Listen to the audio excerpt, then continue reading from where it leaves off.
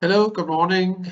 Greetings to Finland, Norway, Sweden, and Denmark, and welcome to our September TechThursday series, the version where we will go deep dive on the content. Shared my very great colleague, Kim from the Nordic Center of Excellence. Lots of practical technical stuff will be provided in this session during the next just about 45 minutes today. All sessions are available on our webpage. Recordings also available on YouTube. And if you don't have the link already, everything will be shared after the session tomorrow, the latest. Otherwise, you can go to the page where you may have signed up already. So my name is Claus Petersen. I'm head of sales, cloud security and software in Denmark. And I think Kim should take over from here and also present himself. So Kim, take it away. Thank you, Klaus.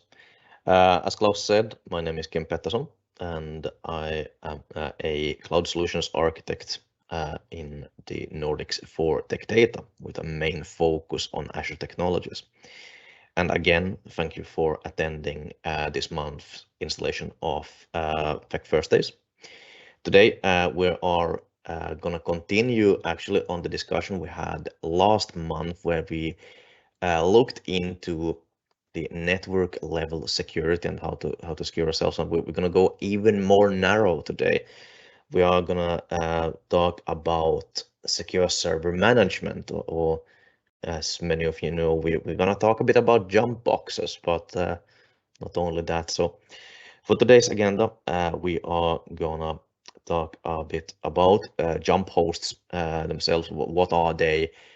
What are the limitations, security risks with them? And we're going to look into the different technologies we can utilize in the cloud.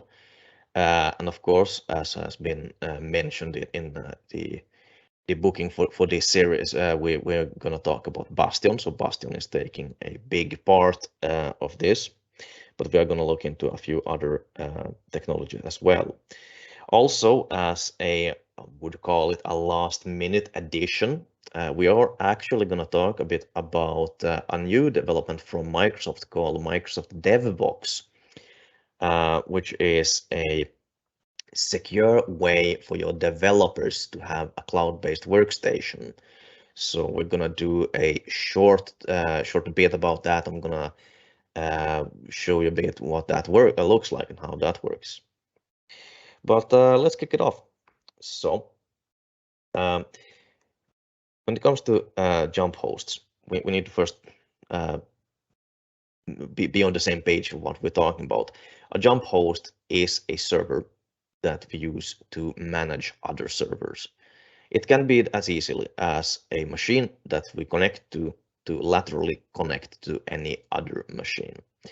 But it can also be a machine where we host a whole bunch of applications used to manage other machines. That it can be a Windows machine with, let's say, SQL Server Studio installed on it. Can be, well, basically any tool needed for day-to-day maintenance. And by nature, you need to have a slightly higher access level to a jump box or jump host than you have to the rest of the environment. So typically, these machines are actually, I would say in many cases, a bit too many cases, these machines are accessible straight over the internet. Usually, they are accessible by their own IP that is in many cases simply a NATed port. It could be a RDP port, it could be a SSH port. In some cases, of course, in maybe all the cases, VNC is used.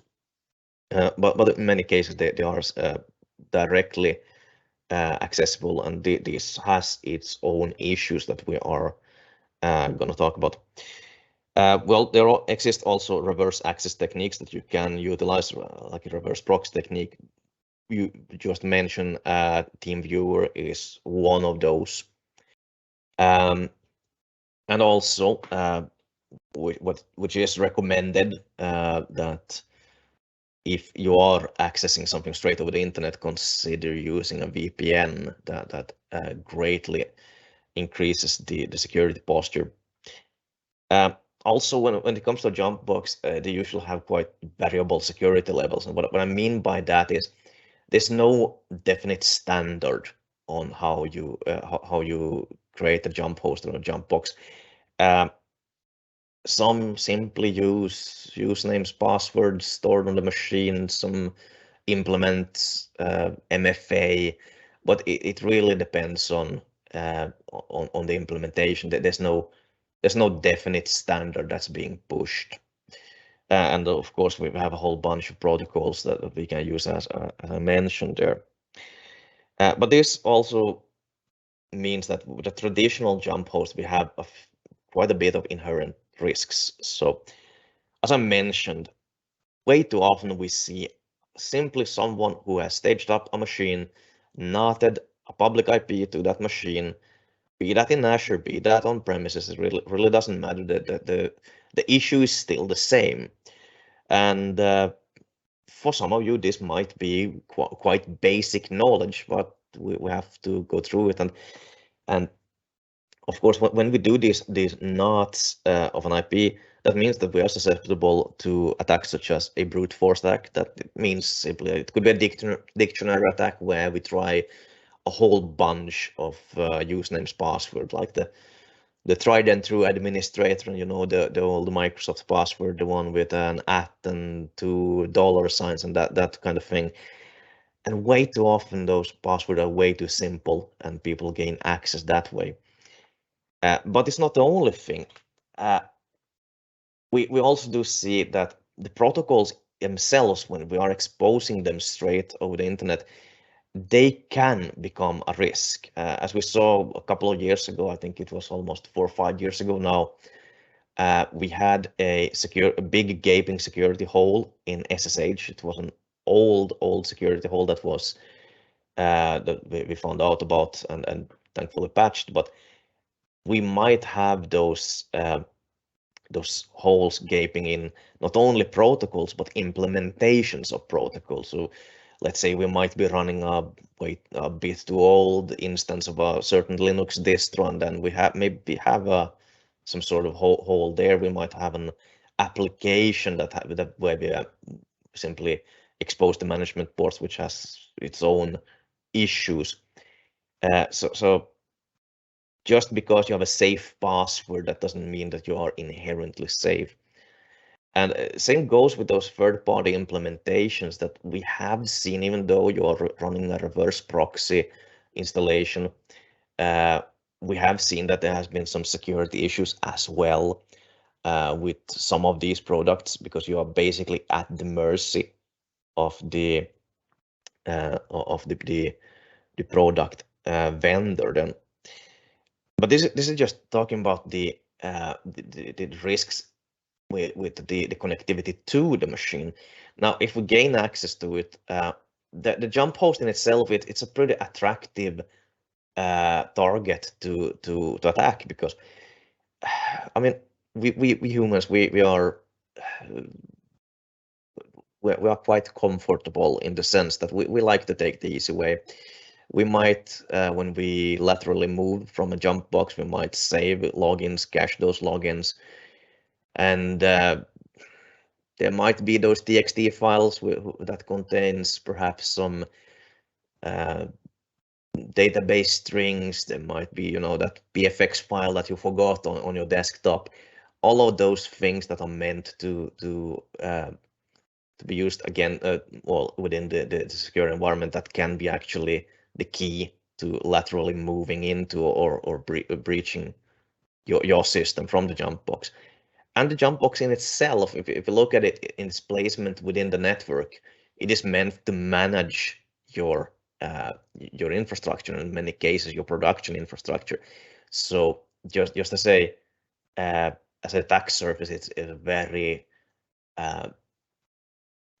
it's a very interesting target for hackers to use. And Actually, I reused the slide from last month, sorry. Because these things still apply. Okay, maybe not DDoS attacks. We maybe don't care too much about the DDoS attack against a jump box, but still, though, we still have these same risks or the same business impact with data theft. It says itself, but of course, this gaining access to a jump box means that we might be at risk for crypto mining. It's an excellent way to stage up crypto mining in your infrastructure, to start doing that from the jump box. Defacing, of course, if you gain access to an IIS or Nginx instance. But there's actually, let's say you have a jump box and you have secured it, you have done everything right, you haven't cached anything, there's no valuable data on it, but you gain access to it and that's it. The issue that we have here, especially now when we're running this in the public cloud, is that the jump box itself is actually quite an interesting thing for some actors as a data store. And if you're running a public cloud, you're fully aware of everything that leaves the Azure, in this case, racks up costs, data costs, egress costs. So if your jump host becomes a file share for actors that deal with piracy, perhaps, or things like that, that can be a significant cost. And of course, it puts your company at a legal risk. So I'm going to hop forward and talk a bit about the different technologies that we can utilize for remote access. And we're actually going to start off with what we just talked about, the classic jump host in Azure. And if you look at the pros of it, it's a cheap solution. It's a very easy solution. You all know how easy it is to set up a VM in Azure. It's basically next, and then it's done. But this is actually its first big pitfall, because if you only click next, yeah, then you will expose the RDP port, and there we go. They were basically, we've exposed the machine to all those security risks we just talked about. But there are, of course, some pros with it. It's a very easy way to access it. We've always done this. We know how to do it. So it is a attractive way to do things.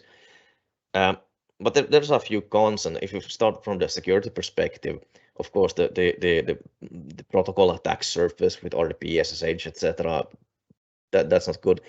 That one can in Azure be mitigated to a certain degree with something called just-in-time access. And we talked about that before, but if you don't know about JIT, it is basically a technology where we don't expose anything in the firewall rules. We might have a public IP for our server, but nothing is exposed via that IP.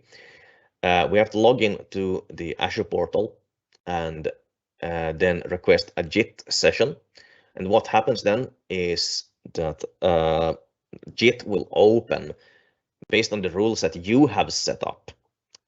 It will open up the RDP port, perhaps, or the management port, we'll call it.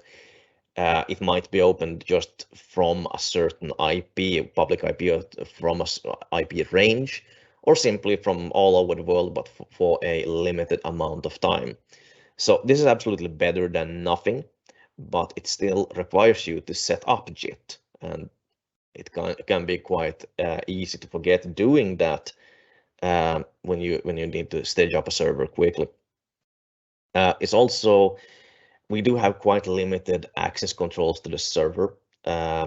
We can, in the case of the newer Linux distros and with Server 19, Server 2022, we can do Azure AD integrations. We can always do AD integrations if we have that. That says itself, but we're still limited to a single factor authentication in this case, and we're still at the mercy of whatever identity source we are utilizing.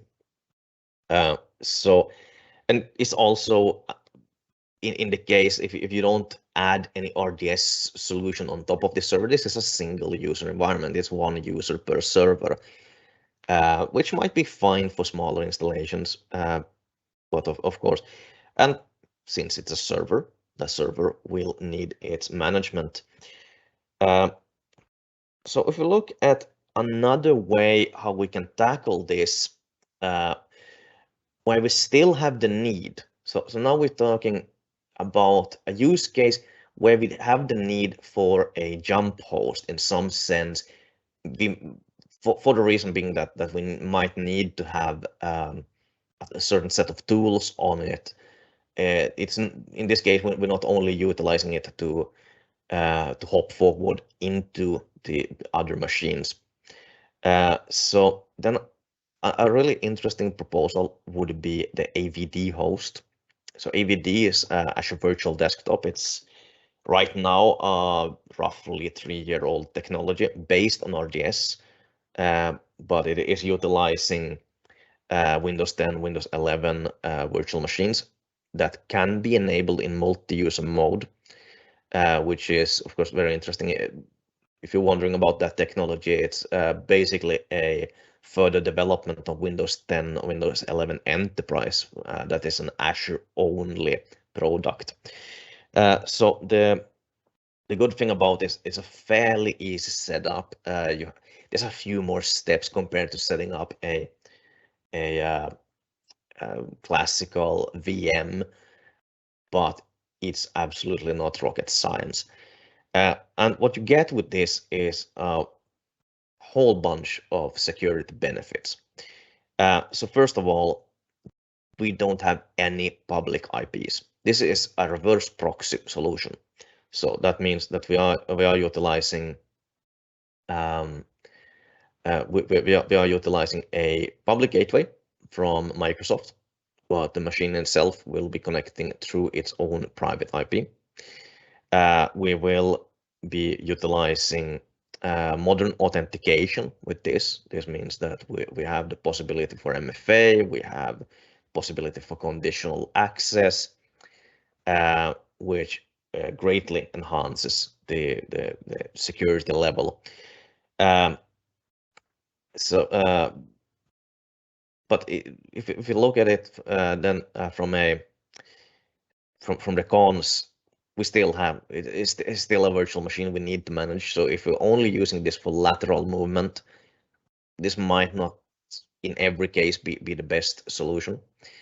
Since it is an operating system that we need to manage, it's still susceptible to the risks of that. It might be that if you download anything strange to it, you might have you might be at the risk of crypto lockers, but that says itself.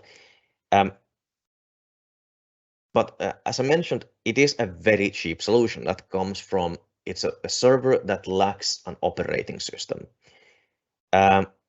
Also, an operating system license built much like a Linux machine, but that license needs to be paid somehow. If your organization already is sitting with licenses such as Microsoft 365 Business Premium, then this is a very interesting proposal.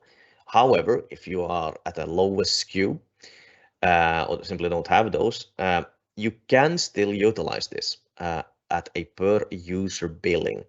However, this needs to be noticed that with the per user billing, we're talking about roughly 10 euros per user per month that's logged in. The good thing is that we only pay for the first. If user ABC logs in, user A logs in month 1, month 2, month 3, we pay 3 months for him. User B maybe logs in month 1, month C, we only pay for two months, and so on. So it's a very good flexible license model.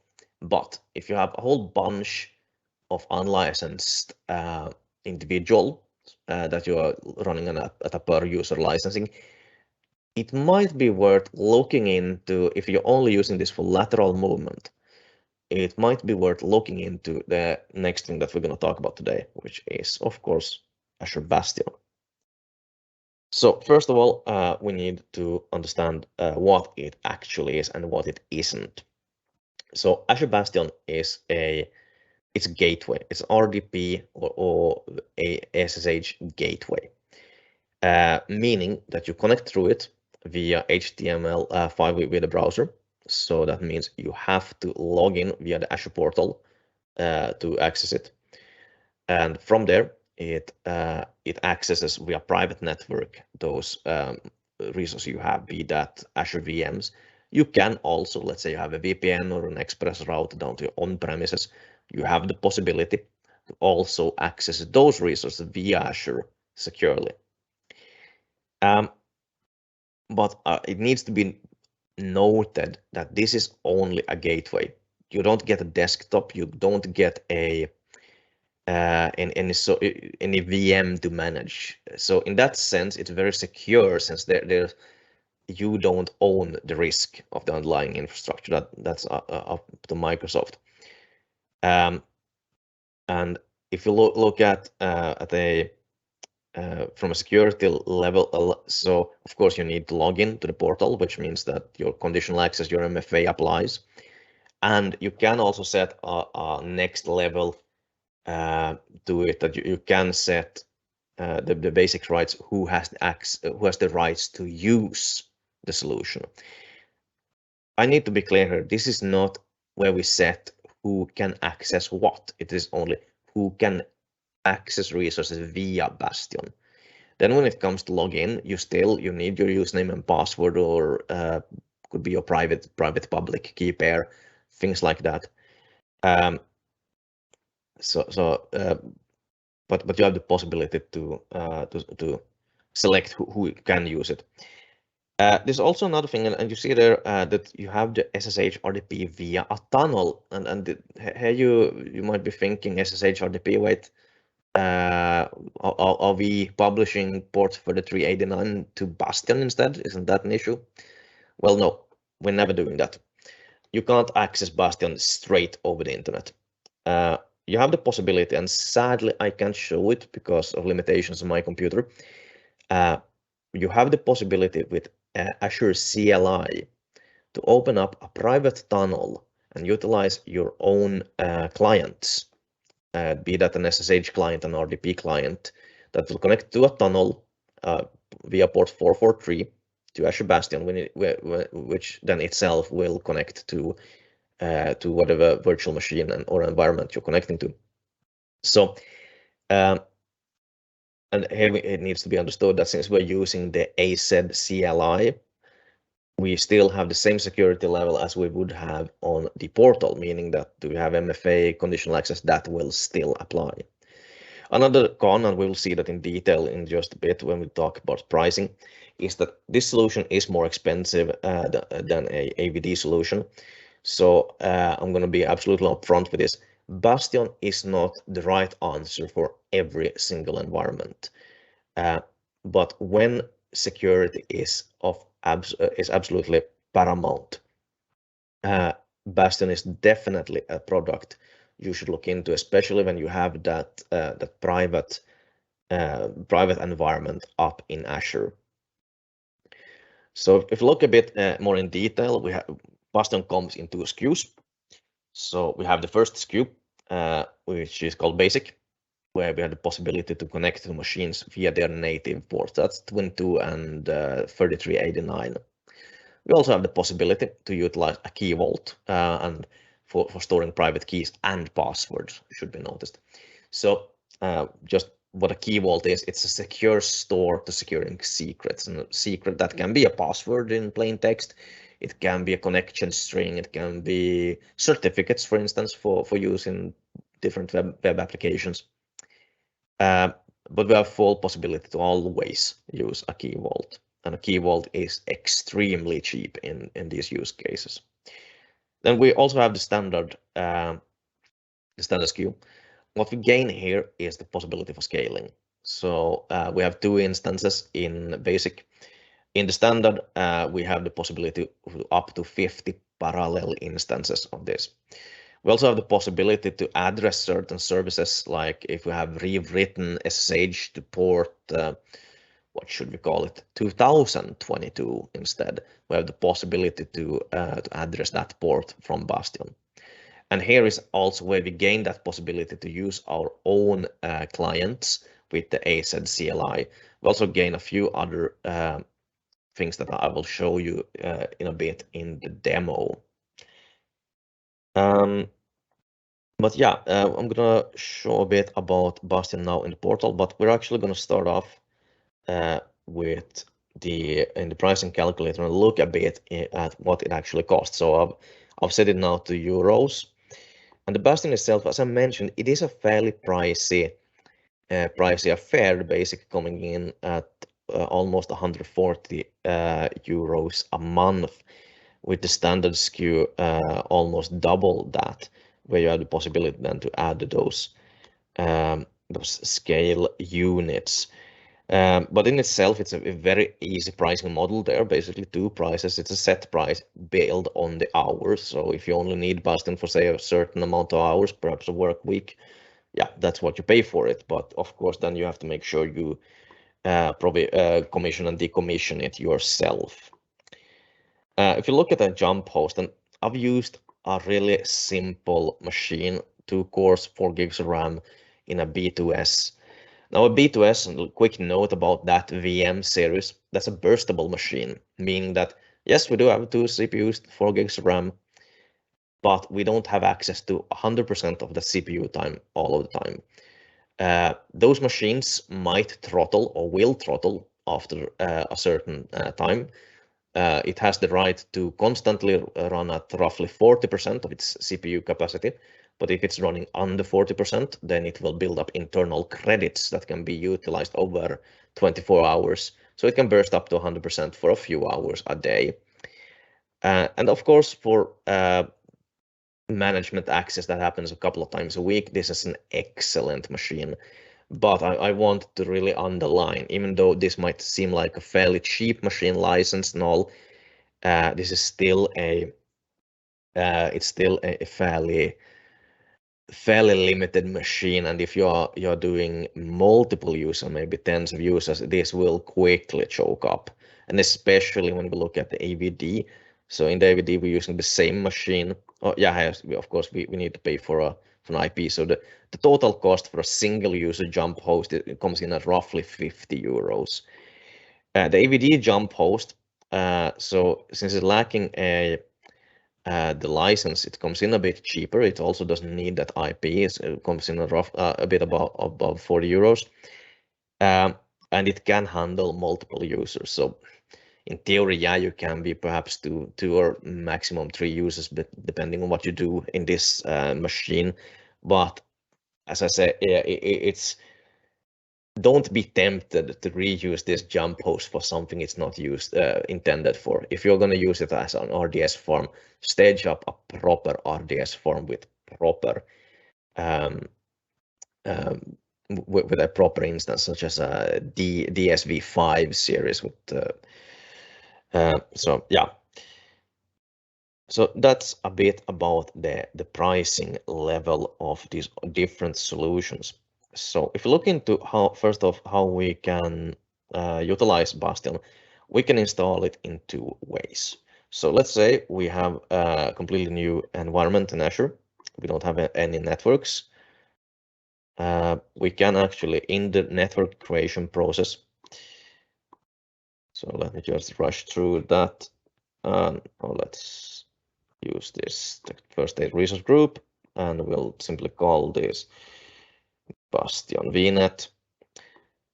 So we'll take note of the IP address space. And under security, we can easily enable a basic SKU of Bastion. We don't have the possibility to set right now a standard SKU, but we have to give the instance a name, and Bastion always needs its own subnet. So in this case, this is the IP range, so I will simply add this. So in this case, I gave it a 24. If you're scaling Bastion, of course, you need a bigger IP range. And this might seem a bit strange that, yeah, you need a public IP address. So we call it Bastion IP. I already have that. Call it Bastion IP2 then. So you need a private or public IP address. This is only for communication between the Azure infrastructure and Bastion. So let's say from the Azure CLI. So you will never connect via, say, 3389 towards this IP. That simply won't happen. These two other boxes here, they are for other services such as the DDoS protection, fairly expensive thing, and a dedicated firewall in Azure. But we'll leave that as this. But this is basically what we can do when creating a Bastion in the same time when we are creating the virtual network. So if you already have a network, the easiest way is to hop into Bastions like this. I already have one created, but we simply select create. I will use my sponsorship and this resource group. In this case, I do have a network in Sweden Central, so I will give it the name Bastion Sweden. And you see here, it defaults to the standard tier instead of the basic. So we have the possibility to set an instance count already. We need to give it a virtual network, and it will create its own subnet automatically. It will carve out a 24 mask within that. So if this fails, what you need to go in and do is edit simply the address space to add that address space needed for a 24 mask, and it will create an IP for you as well. So there's a few other things that you can set, of course, tags, but you have a few other possibilities here. So Bastion itself, there's not a whole lot of things you can do with it. It is a fairly simple product after all. But if you're using the basic SKU, you have the possibility to disable copy and paste if you want to increase the security posture in that sense. If you are connecting to things, let's say over a VPN or over a express route, you have the possibility to give it basically its own private IP, its own dedicated private IP that it will connect from. It's only in the standard SKU. In both SKUs, you also have the possibility to utilize Kerberos authentication, meaning that it will always ask a domain controller. The thing that you need to do, and I will show you quickly this in a bit, is for this to work, you need to address a domain controller in the DNS settings of the underlying virtual network. I will go into this. It's really simple, but you need to know it. And you can enable the native client support, which I talked about there earlier, which is the support for clients such as well, the RDP client, SSH clients, things like that. And then you simply do a review and create. I'll just hop out of this, and let me just quickly show you in the virtual network how you set the DNS settings if you're utilizing your own domain controller. You will need to do this no matter what, since everything in Azure is DHCP based. But the only thing you do then is you set it from the default Azure provided to the custom and add those private IPs. And that's all you have to do. So it's as simple as that. But when it comes to using Bastion, you might be tempted to hop into Bastion and look at it. And what you see here is you can't do a whole lot with it.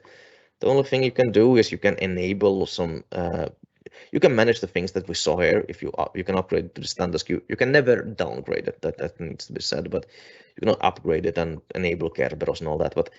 And you can take a look at who is connected to what right now, gain some metrics and things like that. And of course, I need to underline that you can add who can utilize this Bastion. So what is needed at the lowest is a reader. So if you add a reader to a user or a group, those can utilize this instance of Bastion. But when it comes to connecting to it, it's actually way simpler than that. So you will hop into your virtual machine. In this case, I have the TechThursday Windows machine here.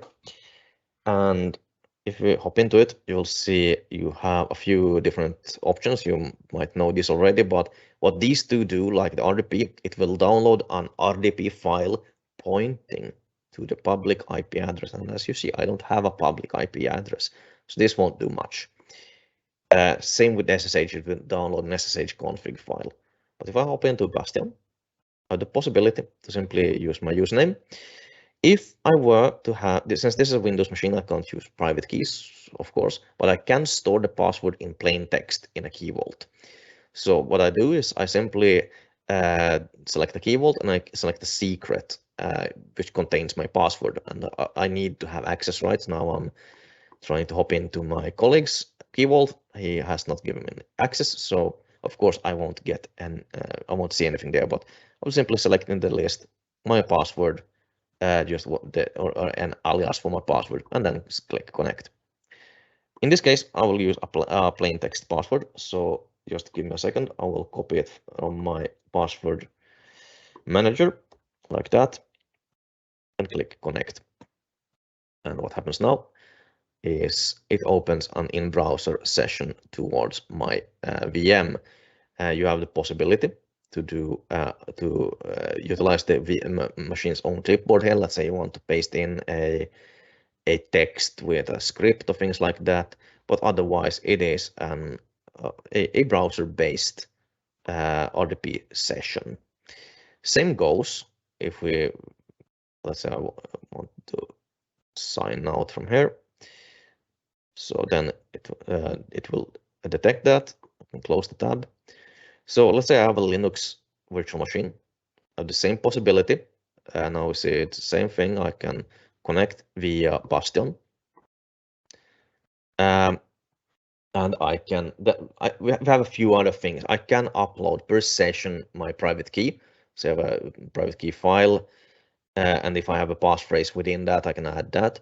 Same goes with if I have uploaded my private key to an Azure Key Vault, I can define that. Let's say Niklas Key Vault. I will then select my SSH key, and then if I have an SSH passphrase, I will use that. I will notice, hello, also, if you're hopping up to the standards queue, there's also another thing I forgot to mention. You have the possibility to utilize RDP on Linux VMs if you have enabled RDP support in Linux. Vice versa, if you have enabled SSH support in a Windows machine, you can connect that way as well. So that is enabled. In this case, I will simply show a typical SSH connection. So let me just copy my password again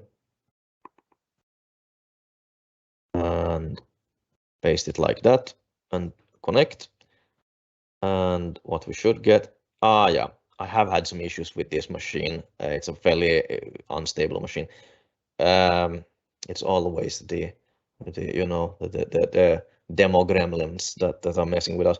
We should get simply a usual SSH instance here with text. Same thing there. But of course, the demo gremlins are out and about today in my little machine. So my apologies for that. So in the meantime, let's see if we have any questions right now. Just give me a second. It's loading. Can you bypass that 128 kilobyte copy paste limit? Not that I am aware of, but not within the if you are utilizing the web-based. But if you are utilizing the client, let's say you are connecting via the AZ CLI, yes, then you can do, of course, uploads and downloads of files. So in that sense, you can do that. So when it comes to so that's basically what I have to say about Bastion.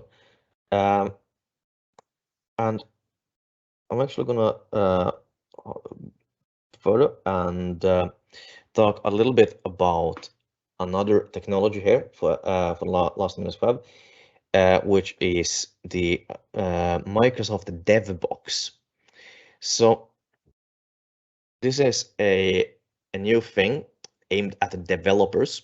It's a virtual workstation hosted in Azure, or that gives us the possibility for developers to actually stage up their own workstations. The technology in itself is based on those technologies that we know from Microsoft 365 Cloud PC and AVD. We are using the same thing. It's a reverse proxy technology. We are using an M365 Business Premium license in this sense as well. And the machines are billed per hour running. So we will look into the pricing in a soon in that as well. But as I mentioned, what sets this apart from the cloud PC and your AVD instance is that this is a project-based self-service. What you call it? Self-service service, which gives you a little bit more possibilities than a classic AVD solutions would give you. So what you can do is you can stage up your own machines, and you can also give yourself some rights that you can't get in an AVD by default. Of course, you can always gain those. I will show you in a bit if you have an administrator to add those to you. But this gives you the level of freedom that you need as a developer. And it is Windows 10, Windows 11 based. We have the possibility to upload custom images. I also want to underscore that this service is now in public preview, so many more features might come. Right now, it's a fairly limited in the sense that we don't have the possibility to add applications such as Visual Studio or so from the portal. It's things we still have to manage ourselves with custom images. But let me show you just a bit. Let's see, now I got another question, so I will simply... No, that was just a something else. We had the question on can you bypass the 128 kilobyte copy paste limit? That's a question. Yeah, I had an old notice for that question. That was also I addressed that already. But when it comes to the Devbox, so basically there are two parts to it. Well, before we do that, let's talk a bit about the pricing. So the pricing model is very simple in this. Right now we have only two SKUs. We have the lower 4 CPU 16 gigs RAM, which is billed at a bit above €1 an hour, and we have the more high performance at basically double that. Also, you will need a disk. You only get one disk, so you set that from 256 to a gig, or tera, sorry. And that disk is always on. It's always billed as long as the machine exists. So that's basically the what you will be paying for. So you will need to integrate this to a network as well. And if you have any other, of course, say, let's say you might have a server or whatnot, other infrastructure, you will be paying for that, of course. But this is the per unit what you pay for it. So when you set it up, you utilize the Devbox, and here you set up a dev center first. A dev center is a center that contains one or more projects. So within that, you are first off defining network connections. And the cool thing here is you're not limited to only one network. You can set up a whole host of different network connections that you can base those machine definitions on. If you're doing your own compute images, you can add that. I haven't done that here, but you have the possibility to add a VM gallery, so you can create your own custom VMs. And then you create definitions. So definitions is basically what operating system with what size and what disk. So it looks like this. We give it a name. We call it my definition. And right now we only have a few images where Windows 10, Windows 11 Enterprise. with or without Microsoft 365 applications installed. So we can go with that one. Let's see now, 22 H2, and then we can always go with the latest image version of it. We can specify a certain image version of it if we want to, or we can always go with the latest. And then we set the size. I'll go with the low one, and we set the SSD. It's basically that simple. So let's cancel that because I already have one. But then you have to create a project. So within the project, you create a pool of dev boxes. So a pool consists of dev box definition. I only have one, and a network connection. So the size of the VM and where should it connect to. And here comes the thing that sets it a bit apart from AVD. You have the possibility to give these users of this local admin rights on the machine. Let's say they want to install their own things, Node.js, perhaps Git, whatnot. We have the possibility to give them that locally on the machine, or we can simply give them a standard user. So what needs to be said about this? These machines are you also have in the. Let me show you in the networking. So this network connection defines also a couple of things. They do define what network, but also what you connect to. So let's see if we can see here. Yeah, when you set up the network connection for the first time, you will also set if the machine should domain join to Azure AD or an on-premises AD. So this is set in this network connection object. But you only have to set it once per network definition. So the last thing you have to do before we can start using these machines. So let's say we have created some dev boxes and we have published those or Devbox pools. We have to give access for them, and we have two levels of Devbox specific access. It's these two.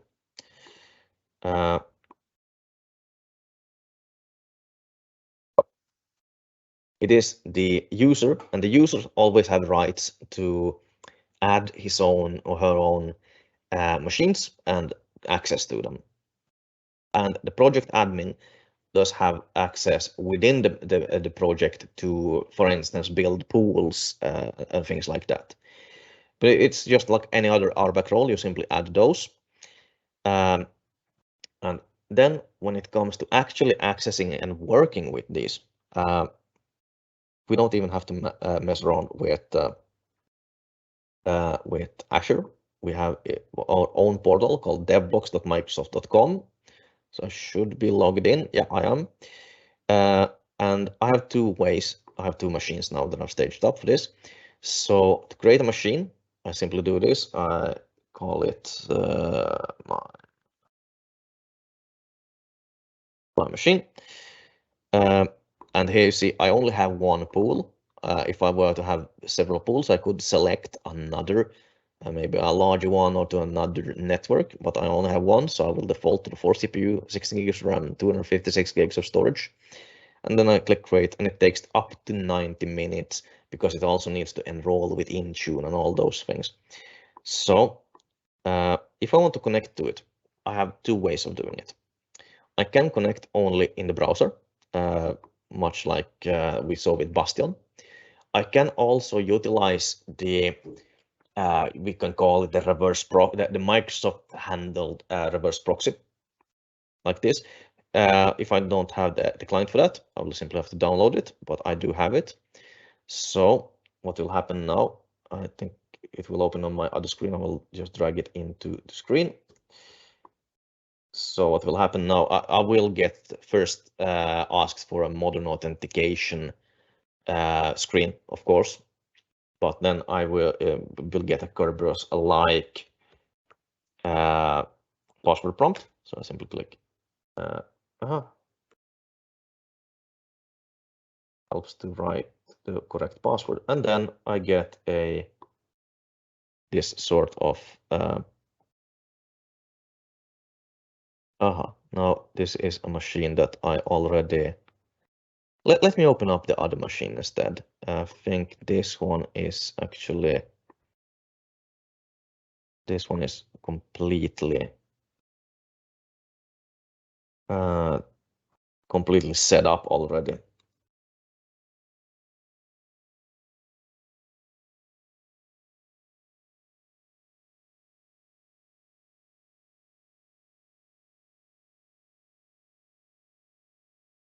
So what we see here is I will get a completely vanilla Windows 11 workspace, much like in CloudBees or AVD, but here I already have the local admin rights, so I can install whatever I need to do on this. So it's just as simple as that. It's a very elegant solution, and you can of course define your own Windows 11, Windows 10 image exactly how you want it to. So very elegant solution in that sense. So that actually concludes my today's session. So do you have any questions right now regarding any of this?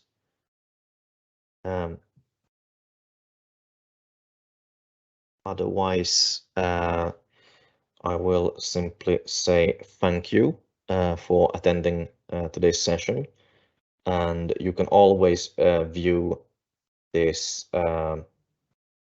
You can always view this this session on YouTube afterwards. So thank you. Yeah, thank you for that, and have a great day or